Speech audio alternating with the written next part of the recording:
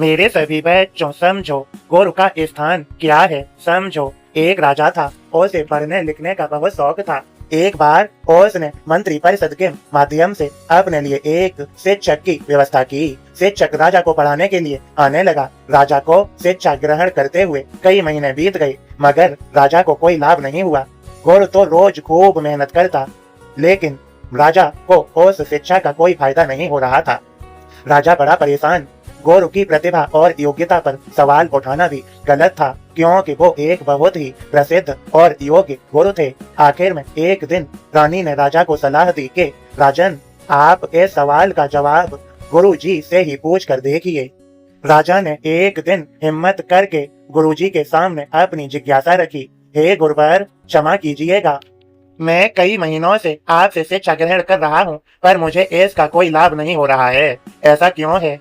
गुरुजी ने बड़े ही शांत स्वर में जवाब दिया। राजन, इसका कारण बहुत ही सीधा सा है। गुरुवर, कृपा करके आप शीघ्र इस प्रश्न का उत्तर दीजिए। राजा ने विनती की। गुरुजी ने कहा, राजन, बात बहुत छोटी है, परंतु आप अपने बड़े होने के अहंकार के कारण इसे समझ नहीं पा रहे हैं और परेशान और दुखी हैं। माना कि आप एक बहुत बड़े राजा हैं, आप हर दृष्टि से मुझसे पद और प्रतिष्ठा में बड़े हैं, परंतु यहाँ पर आपका और मेरा रिश्ता एक गुरु और शिष्य का है।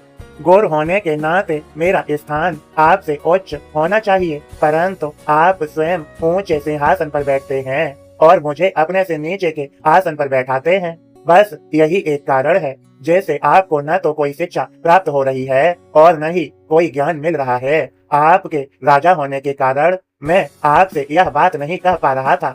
कल से अगर आप मुझे ऊंचे आसन पर बैठाएं और स्वयं नीचे बैठें तो कोई कारण नहीं कि आप शिक्षा प्राप्त न कर पाएं। राजा की समझ में सारी बात आ गई और उसने तुरंत अपनी गलती को स्वीकारा और गुरुवर से उच्च शिक्षा प्राप्त की। मेरे सभी भक्तों, इससे बहुत अच्छा संदेश मिलता है कि हम रिश्ते, नाते, पद या धन, वैभव किसी में भी कितने ही बड़े क्यों न हो जाएं, अगर हम अपने गुरु को उनका उचित स्थान नहीं देते तो हमारा भला होना मुश्किल है। और यहाँ स्थान का अर्थ सिर्फ ऊंचा या नीचे बैठने से नहीं है। इसका सही अर्थ है कि हम अपने मन में गुरु को क्या स्थान दे रहे हैं।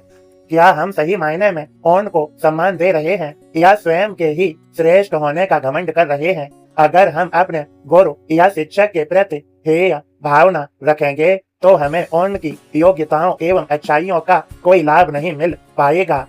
और अगर हम उनका आदर करेंगे, उन्हें महत्व देंगे, तो उनका आशीर्वाद हमें सहज ही प्राप्त होगा। मेरे सभी भक्तों, तुम्हें सभी को मेरी कृपा भरा आशीर्वाद। इस संदेश को ज्यादा से ज्यादा शेयर करें। खुश रहें। यदि समझ गए हैं तो इसे शेयर करें, यदि नहीं समझ पाए तो इसे दोबारा सुनें। सबका मालिक एक।